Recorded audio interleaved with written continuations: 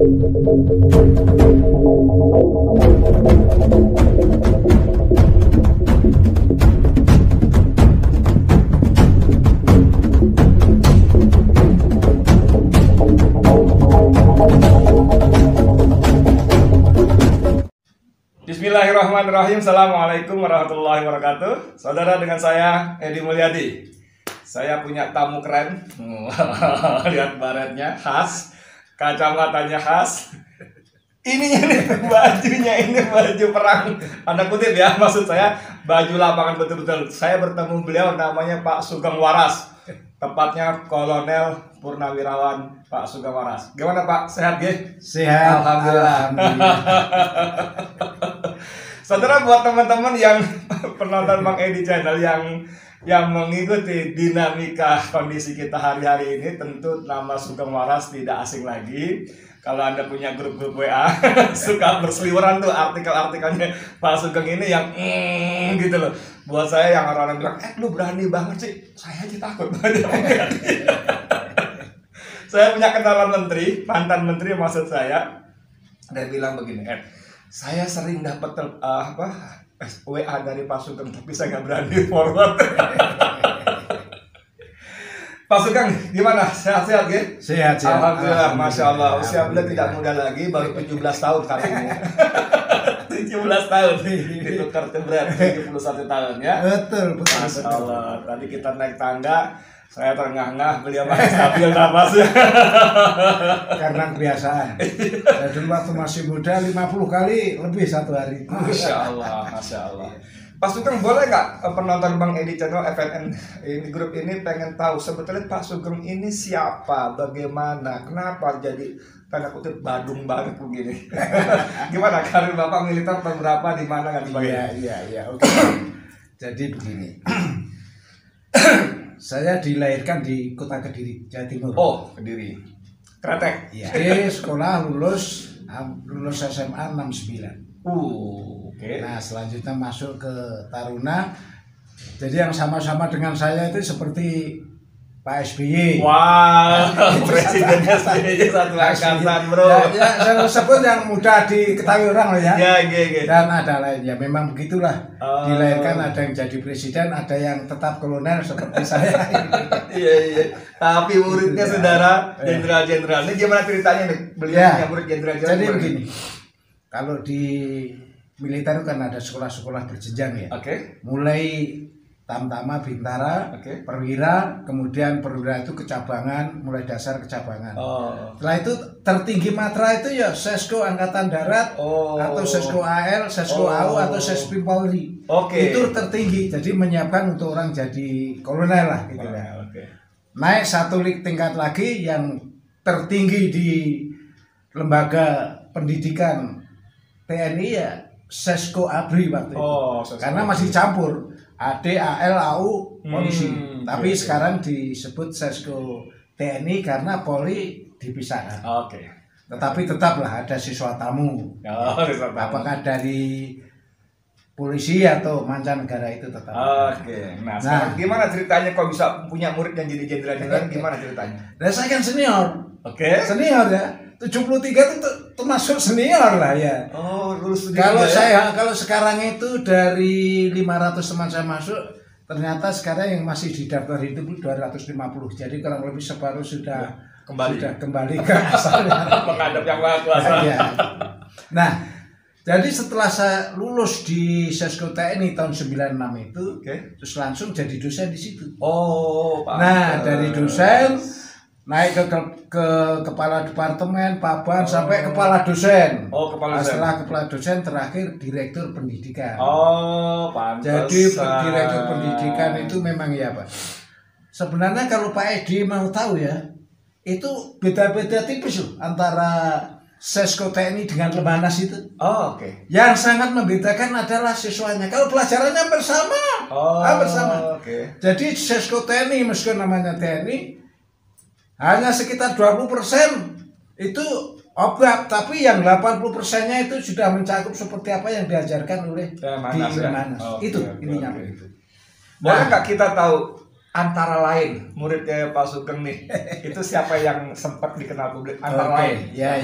Contohnya Goris Mire. Wah, polisi. Sekarang ketua BNN ya, kepala BNN. Ya, itu siswa saya. Tapi terus saya bisik-bisik juga sama dia.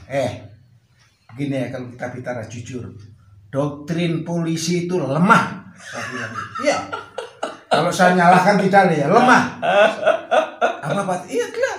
Namanya Tribrata dengan Sabta Sabta Prasetya Kobri. Tribrata itu kan 3 itu. Iya. Antara lain disebutkan kebenaran, ya, keadilan dan hak asasi manusia. Saya bilang, kenapa hanya kebenaran dan keadilan? Kenapa tidak disuratkan kejujuran?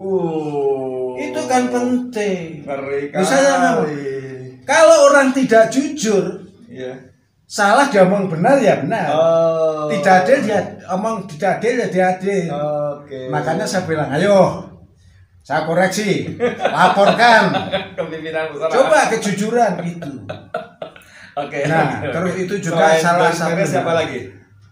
Ya banyak. Misalnya seperti siapa ya? Sigit Listrani bukan ya, jauh ya? Wah, jauh. Jauh ya. Sigit itu kan Kapolri, maksud saya Kapolri. Ya, jadi masih jauh. Ya? Jadi istilahnya dengan saya bedanya kan ada 18 tahun. Oh, itu. Jauh sekali. Jadi sekali. Sebenarnya dia anak-anak saya. Dan okay. anak saya sudah ada juga yang bintang begitu. Itu anak saya. Jadi tadi dari polisi Goris. Kemudian si Moklas Sidik yang dari Angkatan Laut. Itu juga. Sekarang apa dia? Terakhir kalau nggak salah di ya pokoknya masih aktif lah. Masih aktif di dalam kegiatan memajukan bangsa Indonesia. Wah, mantap. Lalu dari darat ya? Ya dari darat. Kalau yang pernah misalnya sekarang yang masih ada itu tapi sudah pensiun juga ya. Seperti yang mantan Kasat Jostu Toisuta. Itu juga. Iya. Pernah PSSI juga itu. Ya, udara maksud saya udara. Udara misalnya seperti siapa ya? Islami lah, tapi ada. Jadi memang itu.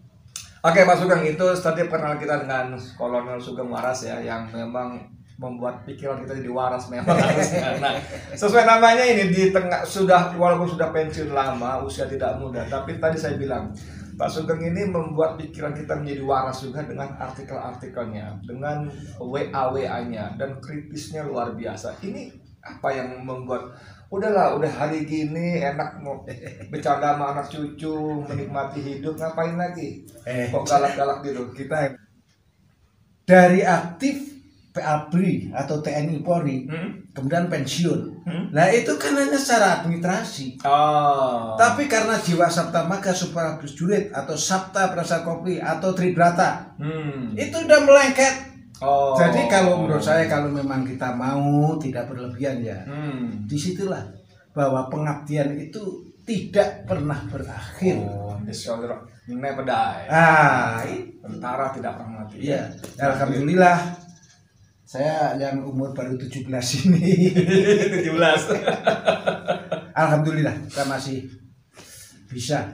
Oke. Tapi kenapa Pak Sugeng harus tetap mengkritisi dan sorry banget ya buat kita nih nyerempet bahaya. Ini kan risikonya bukan nggak ada gitu. Gini, saya awali ya. Kita bicara negara. Nah negara orang harus paham apa negara itu. Berarti ada 4 unsur. Jadi negara terdiri dari ada pemerintah, ada rakyat, ada wilayah, dan ada pengakuan dari negara lain. Ya, betul, itu unsurnya lah. Betul banget. Nah sekarang aspeknya itu kita rangkum jadi 8. Kayak dosen lagi nih, ngajar lagi nih. Bukan, ideologi politik, ekonomi, sosial, budaya, hukum, agama, pertahanan, keamanan. Udah jangan lepas dari situ. Fokusnya di situ. Setelah saya melihat, mendengar, dan merasakan, memang ini agak lucu ini. Pemerintahnya Mas Jokowi ini. Ya, lucunya gimana? Ini orang bikin kesel pakai bilang dulu lucu malah. Jangan kecil, kita lucu karena kita harus memahami ya. Melihat orang lain itu ya seperti kita loh.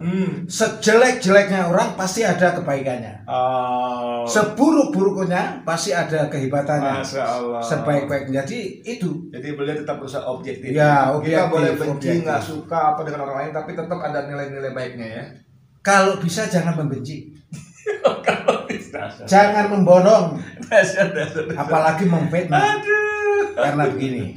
Ya. Kami. Ya mohon maaf sekali. Kebetulan saya dilahirkan diwarisi orang tua saya beragama Islam. Alhamdulillah, saya juga. Sampai setelah ini terus dinasihati. Kalau kamu jadi orang Islam, harus ada kepercayaan atau sumber yang kepedoman yaitu Al-Quran. Betul. Maka itu amalkanlah secara amar ma'ruf nahi munkar, menegakkan kebenaran dan mencegah keburukan. Betul. Kalau itu diniati dengan amar ma'ruf nahi munkar tadi diniati dengan tekad hidup mulia mati syahid. Begitu.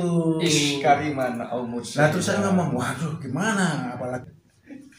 Oke, jadi itu yang menyebabkan Kolonel Sugeng Waras tetap kritis di usia yang tidak muda ini, walaupun kita orang umum yang mengetahuinya ya kalau kata dulu anggota dewan itu ngeri-ngeri sedap. Ngeri-ngeri sedap. Saya bantah ya, saya sebenarnya bukan menakut-nakuti, tidak. Saya hanya ingin menyampaikan fakta yang ada. Saya tidak ada beban pengen jadi ini, enggak. Sisa umur saya itu saya sampaikan ya biar. Saya nggak punya modal apa-apa, nggak punya apa-apa. Bisanya yang ngomong begini, iya kan? Tapi karena, ngomong gini juga nggak banyak yang berani. Nah, jadi begini, pemerintah, apalagi adalah kepelauan, sebenarnya ini tanggung jawab terhadap apa yang dibebankan. Harus amanah, ikhlas. Saya nggak mau ngomong di luar, apalagi ini kan baru-baru kita PKI PKI saya bilang. PKI memang secara fundamental ada, tetapi sekarang berkembang. Kalau dikatakan PKI itu hanya ateisme, anti agama racun, ya itu benar juga. Tapi sekarang berkembang. Tidak hanya itu artinya. Tidak ada itu artinya. Artinya orang Islam pun yang imannya memang tidak kuat bisa dipengaruhi dan berpikir seperti PKI. Komunis dalam hal ini PKI. Walaupun agamanya masih Islam, masih ngeyel, gue masih ke masjid nih, gitu ya. Tapi, nah terus ini yang kenapa saya katakan nomor satu negara itu dari pemerintah. Kalau pemerintahnya memang bisa adil, bisa benar, bisa jujur, nggak ada masalah. Apalagi orang Indonesia gampang kok. Kalau dia melihat adil ini sudah senang, bisa tidur. Nah ini yang saya lihat pemerintah ini nggak bisa menunjukkan ini. Saya ambil contoh ya. Pemerintah ini boleh nggak saya lebih spesifik presiden gitu? Kan pimpinan pemerintah kan presiden, boleh nggak saya bilang? Boleh. Karena pada dasarnya tanggung jawab pemerintah itu adalah di presiden. Atau dengan kita balik, presiden itu juga kepala pemerintahan tapi juga kepala negara. Betul, di Indonesia. Ini yang membuat kita itu seperti terasaan apa itu nggak nyaman. Nggak nyaman ya? Kita nggak usah ragu-ragu. Kenapa nggak nyaman ya? Kesalahan pemerintah, ideologi kita Pancasila. Bahkan dia telah menunjukkan kesaktiannya pada waktu terjadi G30 SPKI. Ya, loh, waktu itu kok diributkan nobar nonton bareng itu. Saya ngomong, ini sebenarnya intinya kita itu kagum, hormat, salut terhadap kesaktian Pancasila. Kita tarik ke belakang, kenapa Pancasila? Dia telah membuktikan kesaktiannya pada waktu ada kudeta 1965. Oktober ya. Itu ya. Jadi sebenarnya bukan hanya bersyukurnya bahwa negara itu masih tegak sampai sekarang karena ada peristiwa itu, tapi yang lebih penting agar generasi penerus itu tidak terjadi seperti itu tadi. Karena di situ jelas mana yang salah, mana yang benar. Kalimat saya tertarik agar generasi penerus tidak terulang terjadi. Memangnya Pak Sugeng melihat ada indikasinya akan terulang kembali? Loh jelas. Apa itu? Begini. Oh ya, ini ya biar adik-adik juga tahu ya. Saya lahir tahun 1950. Bayangkan ya. Jadi 15 dan kebetulan di kota kecil. Jadi saya bisa menyaksikan bagaimana orang itu kampung diserang, bagaimana Kodim bertindak, bagaimana Kodim melanjutkan ke rakyat menyelesaikan ini. Itu. Jadi intinya begini. Setelah dibubarkan 1965 itu, ditumpas bahkan. Nah, terus terjadi kan kalau sekarang kita sebut udahlah reformasi ya 1998 sampai sekarang. Nah, itu waktu itu kan ada yang memang dibuang di bulu-bulu, diasingkan, tapi ada juga yang masih berkeliaran bersama masyarakat. Salah satunya organisasi yang berani menampung ini adalah PDI Perjuangan. Waktu itu di bawah Megawati dan kebetulan ada senior saya namanya Mayor Jenderal Teo Safi, alumni 65. Nah, ini menampung. Akhirnya ditampung, PKI boleh dibubarkan, tulisan boleh dihapus, tetapi namanya doktrin. Nah, itu. Akhirnya mereka diam-diam menyusup. Ada yang pemerintah sampai daerah, termasuk elemen-elemen non pemerintah yang lain. Tambahin, ada satu anggota dewan yang jelas-jelas bangga sebagai PKI. Namanya Ripka Ciptani, proletariat. Dia menulis buku Saya Bangga. Aku Bangga jaganya PKI. Iya, jadi memang begitu. Kalau zaman Pak Harto kan ada litsus ya Pak ya? Iya, ada litsus. Mungkin lolos ya begini, nggak mungkin lolos nih. Betul. Bersih lingkungan, bersih diri kan? Iya, mungkin lolos. Betul. Makanya Ripka berani begitu karena apa? Jadi kan itu berkembang. Tadinya bahwa ini sebelum itu ya, dia ada pemikiran bahwa PKI boleh mati, boleh bubar ya? Boleh bubar. Tetapi ide PKI tidak akan pernah mati. Itu kan bangsanya Dita Indasari. Dan yang paling penting kita punya pedoman ya Pak Sugeng ya, di TAP MPRS nomor 25 ya, itu 66 itu memang jelas-jelas masih melarang ya PKI, Marxisme dan sebagainya underbawnya ya. Iya. Tapi sekarang kenapa diberi ruang yang begitu luas kayak ini? Lagi saya katakan memang sifatnya PKI itu orang licik. Dengan cara-cara berbohong, berfitnah, mengadu domba, memutarbalikkan fakta. Itu sudah memang begitu, gitu. Dan mereka ini jadi bukti bahwa mereka sekarang sudah menyusup ya. Bukti mereka diberikan kemudahan ya. Makanya setelah itu terus dia berani, aku bangga anak PKI. Kemudian berkembang, aku jadi anak parlemen. Nah itu kan tingkatannya begitu. Anak PKI ke Senayan gitu. Iya. Dan ini yang harus hati-hati. Mereka tidak akan pernah menyampaikan bahwa PKI itu masih hidup. Bahkan katakan sudah kedaluarsa, sudah konyol, sudah kuno, sudah mati lah, sudah tersesat kalau mikir PKI itu masih bahaya. Nah itu taktiknya dia. Taktik ya? Taktik. Nah, apalagi sekarang kelihatan bahwa nyusup di mana-mana karena ngomongannya termasuk ke TNI, betul. Contohnya ya, saya lagi. Tunggu, betul nggak termasuk ke TNI?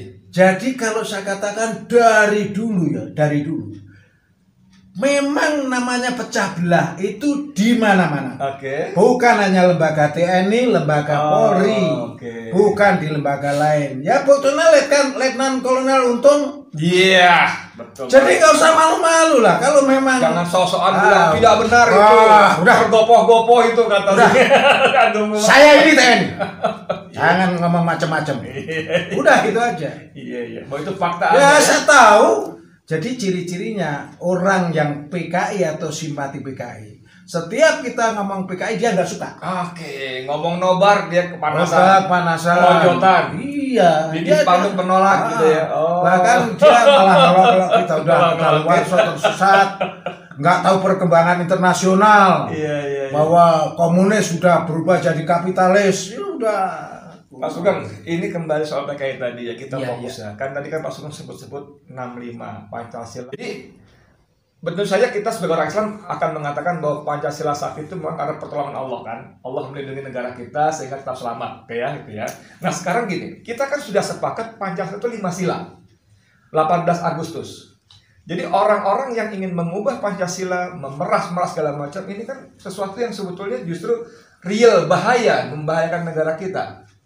Tapi mereka dengan tadi Pak suka mengatakan PKI ini licin, apalagi licin, jahat, mutar balik fakta. Mereka putar balikan fakta seolah-olah yang bahaya itu bukan PKI, tapi agama Islam, orang-orang Islam, radikal, intoleran, segala macam itu gimana tuh?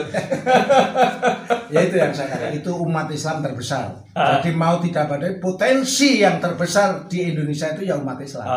Dan apalagi itu. Sejarah membuktikan mereka ditumpas oleh umat Islam dan tentara. Iya, betul.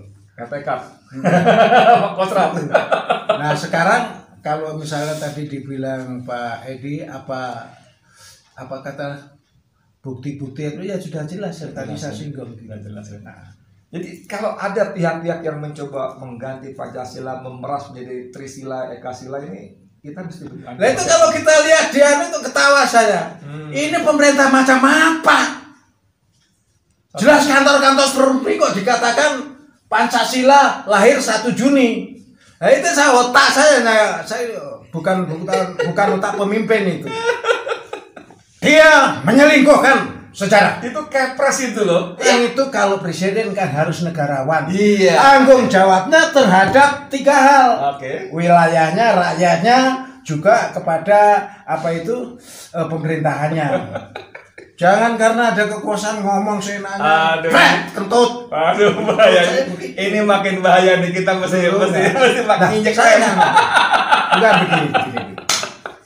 Saya katakan, jadilah bangsa atau rakyat yang revolusioner. Loh, karena di Al-Quran sebutkan, mana itu Allah mau merubah kalau dia sendiri nggak berubah. Lama. Nah, ini apa itu? Karena kan Pak Edi memang udahlah saya kalau Allah tidak akan berubah nasib satu kaum sehingga kaum itu mengubah. Iya. Mantap. Oke, Pak Sugeng, sebagai penutup, Pak Sugeng punya pesan apa terhadap kita nih yang di bawah Pak Sugeng? Karena saya mendapat kesan dan kita semua merasakan bahwa kita ini ada arah yang sedang dipelencengkan bernegara ini, ya kan? Dan celakanya dipelencengkan justru oleh para penguasa kita nih, ya kan? Bagaimana penguasa kita tunduk dalam kekuatan oligarki, betul ya? Betul ya? Tunduk dalam kekuatan yang mengendalikan mereka dengan uangnya yang nyaris tidak terbatas. Saran nasihatnya Pak Sugeng gimana? Ini baik sekali. Tapi sebelum itu biar ada satu yang saya sampaikan. Oke deh. Saya peristiwa atau kejadian yang terakhir ini sampai dengan adanya isu-isu 3 periode. Diundurnya Pilpres. Diserentakkannya Pilpres dengan Pilkada. Iya kan? Iya. Terus pemindahan kota baru. Betul. BPIP, HIP. Iya, betul. Wah, iya kan? Betul. Itu kan menunjukkan bahwa bisa saja itu isu-isu itu untuk kemudian yang belakangan terakhir tentang patung. Nah ini saya prihatin karena kejadiannya juga di adik-adik saya, juga di senior saya. Nah, seperti Dudung itu dengan saya bedanya karena dia 87 atau 73, jadi beda berapa itu? 16 tahun. Nah yang seniornya yang si Asmi Nasution, itu 77, jadi 4 tahun di bawah saya. Jadi saya pikir kalau saya bercermin, saya itu berarti sudah lebih senior saya. Iya. Nah, kewajiban saya menyampaikan. Iya. Begini. Iya. TNI itu adalah garda dan benteng. Jadi garda terdepan, benteng terakhir negara. Tanpa polisi, negara kacau. Iya. Nah, jadi 2 ini harus sekali lagi dipelihara. Harus dipelihara. Jadi kita salut kalau TNI Polri sekarang bersatu. Tapi ingat, jangan slogan saja. Nah, bersatunya seperti apa? Kalau begitu turun ke teknis, saya sebenarnya masih nuntut itu ke polisi itu. Tapi yang saya tuntut polisi atau presidennya ya. TNI Polri itu sama pentingnya. Tapi kenapa Polri di kedudukan langsung presiden? Kalau TNI di Menhan masih naik Menko Polham. Ya kalau Menko Polhuknya beres dong, ini nggak beres. Saya waktu HRS datang, saya dengar sendiri ada perizinan dari Mahfud. Begitu di sidang macam-macam Mahfud nggak pernah disinggung. Ini kan konyol. Sekarang kita balik ke tadi pertanyaan terakhir tadi. Pesan Pak Dudung. Astagfirullahaladzim. Astagfirullahaladzim, kenapa jadi ke Dudung? Jadi gini. Pak Sugeng, buat kita semua nih. Jadi pesan saya begini. Kan? Biasakanlah kita berpikir dimulai hati yang bersih. Itu satu. Top. Dari situ dulu. Kemudian manfaatkan ilmu yang ada. Terus apa yang sudah itu amalkan sesuai ajaran agama. Itu umum ya. Kemudian di dalam bertindak jangan lupa selalu ada hubungan vertikal antara kita dan Allah, serta ada hubungan antara sesama. Ya, horizontalnya. Kemudian dari keduanya itu marilah kita ambil jalan tengah. Apakah lewat doa, ucapan atau tindakan? Ambillah jalan tengah yang baik. Jadi sebaiknya penguasa itu tetap berpedoman pada landasan-landasan negara kita. Yang satu Pancasila, itu sakti itu sudah, jangan dibikin BPPHP yang malah gak karu-karuan. Saya tahu isinya itu jelek. Iya, tambah anggaran 150 miliar, bro. Kemudian ya Undang-Undang Dasar. Undang-Undang Dasar itu membuatnya coba batang tubuhnya dirubah-rubah. Ini salahnya ini. Pemerintah merasa kuat karena TNI Polri bisa dimanfaatkan. Saya pesan kepada TNI Polri. Iya. Penting ini. TNI Polri tidak boleh berpolitik praktis. Bolehnya adalah politik negara. Jadi saya potong dikit. Ya. Jadi Pak Sugeng ini ingin mengatakan bahwa TNI Polri itu alat negara, bukan alat penguasa, begitu ya? Betul. Jadi alat negara, bukan alat pemerintah. Alat pemerintah, Apalagi pemerintah kalau nggak betul dinamakan penguasa. Penguasa kalau nggak betul lagi penguasa zalim. Jadi begini, memang di dalam Sabta Marga Sumpah Prajurit bahwa bawahan tidak boleh membantah atasan. Betul. Tetapi ada ukurannya, ada batas-batasnya. Perintah yang bagaimana? Jadi TNI Polri juga harus janganlah dimanfaatkan. Memang yang melantik Jokowi, yang angkat Jokowi, tetapi itu semua adalah rakyat. Gajinya juga dari rakyat. Jadi seharusnya pemerintah pro rakyat, enak loh. Uang duitnya pemerintah juga rakyat kok. Nah sekarang kan jelas kerumunan HRS, kerumunan Jokowi, kerumunan Kofifa, kerumunan Gibran. Karena yang diadili kok ini kan. Kalau pejabat yang berkerumun, COVID-nya lari. Ya, kemudian begini. Ada MOU mereka antara COVID dan. Kalau saya begitu menunjukkan kelebihannya itu kurang ajar ngomongnya Sugeng tuh. Tembak saja dia. Datangi rumah culik. Nah itu kan apa? Saya pernah 1 minggu itu dapat teror. Saya bilang, udah nggak usah macam-macam. Kamu di mana saya datangi. Saya bukan sombong. Saya ingin menunjukkan kepada bangsa ini. Janganlah jadi bangsa yang lembem. Bangsa yang revolusioner.